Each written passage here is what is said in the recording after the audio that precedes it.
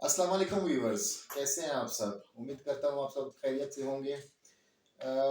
एक part one हमने upload किया था ज्यूरिसडिक्शन ऑफ कोर्ट्स के हवाले से, क्योंकि लेंथी लेक्चर था, तो आज हम पार्ट टू को डिस्कस करेंगे। सेम लेक्चर है, उसी का हिस्सा दोयम है। तो हमने जहाँ पे छोड़ा था वो था ऑब्जेक्शन ऑन ज्यूरिसडिक्शन पे। हम लास्ट जो हमने हेडिंग डिस्कस की थी वो ऑब्जेक्शन ऑन ज्यूरिसडिक्शन पे थी। तो उसके अलावा उसके बाद जो हमारी एडिंग आएगी वो आएगी काइंड्स ऑफ ज्यूरिसडिक्शन, कि एक सिविल कोर्ट के कितने ज्यूरिसडिक्शन के कितने काइंड्स है सिविल कोर्ट के पास। तो चार काइंड्स हैं हमारे। पहला कौन सा है? Pecuniary jurisdiction. नंबर दो है टेरिटोरियल ज्यूरिसडिक्शन। नंबर थ्री है सब्जेक्ट मैटर ज्यूरिसडिक्शन। और नंबर फोर है personal jurisdiction. Pecuniary jurisdiction number one को अगर डिस्कस करें पिक्यूनरी ज्यूरिसडिक्शन, तो पिक्यूनरी ज्यूरिसडिक्शन हर किसी को पता होना चाहिए, क्योंकि हम लॉ के स्टूडेंट है। बेसिक चीजें हमें पता होती है कि सूट वैल्यू, जो सूट या जो दावा एक सिविल कोर्ट के सामने आता है तो वो उसकी वैल्यू कितनी है। क्या उस वैल्यू को जब कोर्ट डिटरमाइन करेगी तो क्या वो पिक्यूनरी ज्यूरिसडिक्शन के हवाले से उसको वो कोर्ट कॉम्पिटेंट होगा उसको सुनने के लिए। तो सिंपल अगर मैं अल्फाज में कहूँ तो सूट वैल्यू, जो सूट होगा, जो हमारा दावा होगा, उसकी जो वैल्यू होगी, जो उस प्रॉपर्टी की मूवेबल है या जो भी है, तो उसकी जो वैल्यू होगी, क्या वो वैल्यू उस कोर्ट के पिक्यूनरी ज्यूरिसडिक्शन को मैच करती है या नहीं करती। नेक्स्ट है टेरिटोरियल ज्यूरिसडिक्शन। टेरिटोरियल ज्यूरिसडिक्शन जैसे कि हेडिंग में है टेरिटरी। सिंपल टेरिटोरियल, टेरिटरी का वर्ड है, टेरिटरी मींस ज्योग्राफिकल जो ज्यूरिसडिक्शन होती है एक कोर्ट को। जैसे कि अगर सिंपल हम एक और एग्जांपल ले कि एक पुलिस स्टेशन है, उस पुलिस स्टेशन को ज्योग्राफिकली उसके लिए एक टेरिटरी मुख्तस की गई है। इसी तरह से सिविल कोर्ट्स के लिए भी टेरिटरी इलाके के हिसाब से या तहसील के हिसाब से टेरिटरी मुख्तस की गई है, कि इस टेरिटरी के बाहर की जो केसेस है वो आप नहीं सुन सकते। क्योंकि हम टेरिटरी के हवाले से बात कर रहे हैं, अगर हम इसी में बहुत सारे लोग कंफ्यूज हो जाते हैं कि अगर एक डिस्प्यूटेड प्रॉपर्टी है, उसका आधा हिस्सा एक अदालत के टेरिटरी में आ रहा है और दूसरा हिस्सा दूसरे अदालत की टेरिटरी में आ रहा है, तब कहाँ जाना चाहिए।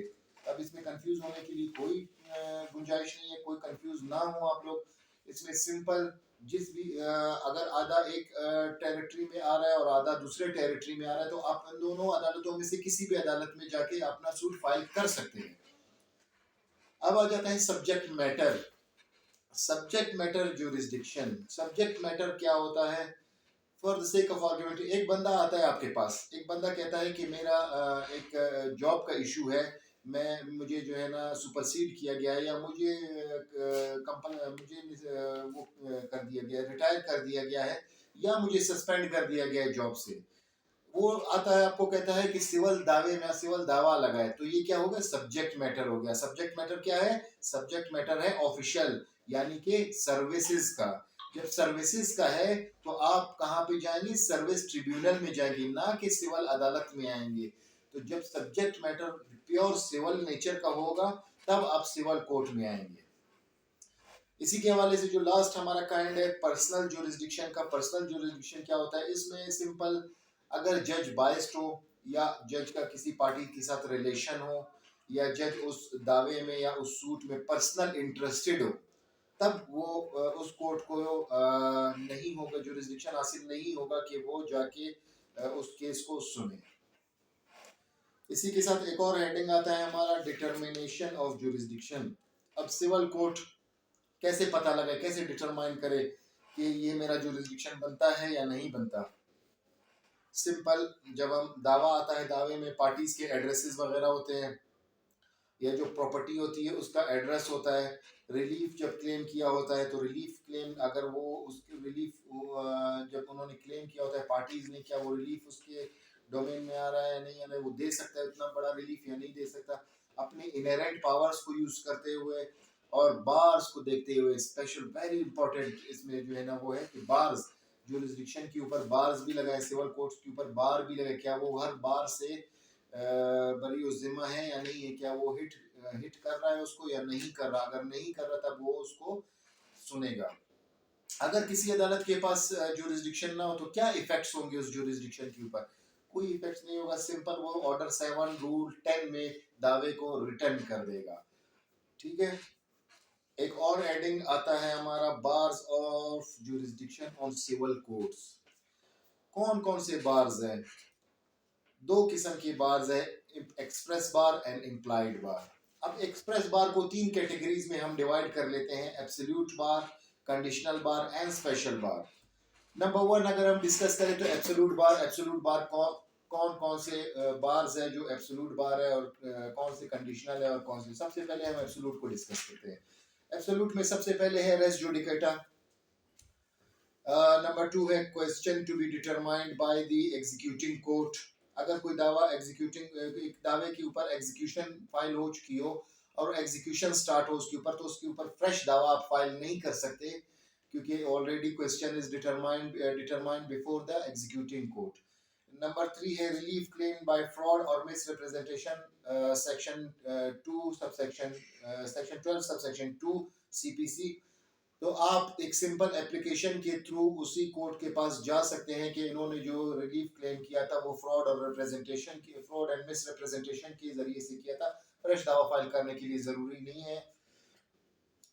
और इसके अलावा restitution under section 144 of CPC के ये जो हमारे थे ये हमारे हैं एब्सोल्यूट बार्स।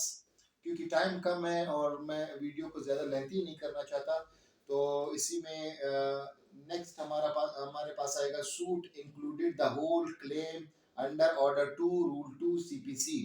जब आप एक अदालत के पास जाते हैं तो उस अदालत को आप अपना दावा जब देते हैं तो आप पूरा जो आपके दावे का जो मेन क्लेम होगा वो एट वंस आप क्लेम करेंगे, एक ही दफा में आप तमाम तर चीजें मांगेंगे। ऐसा नहीं है कि आप डिक्लेरेशन के लिए जा रहे हैं, पोजेशन सीख कर रहे हैं और बाद में जाके डैमेजेस अलग से सीख कर रहे हैं, फिर बाद में आते हैं एक ही प्रॉपर्टी के हवाले से, एक ही पार्टीज के हवाले से। आप बार बार अदालत नहीं आ सकते हैं।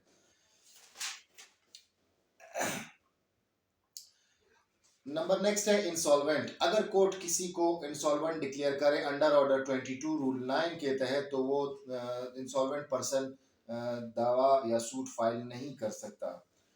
विड्रॉवल ऑफ सूट और पार्ट ऑफ क्लेम।